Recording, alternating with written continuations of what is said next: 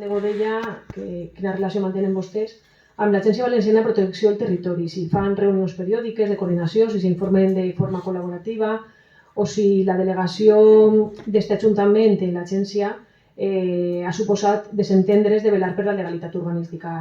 I ho dic perquè des de Compromís hem observat una proliferació d'infraccions al sòl rústic que podria acabar sent un problema, tant en el secà com en l'horta. Aquesta foto segurament vos sona o la coneixeran, mos han dit que és de, no ho sé, però mos han dit que és d'un regidor, d'un familiar d'un regidor del PP.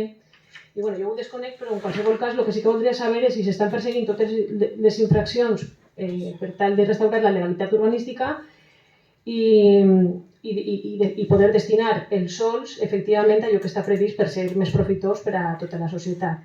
I també quina valoració tenim de l'Agència Valenciana de Protecció del Territori.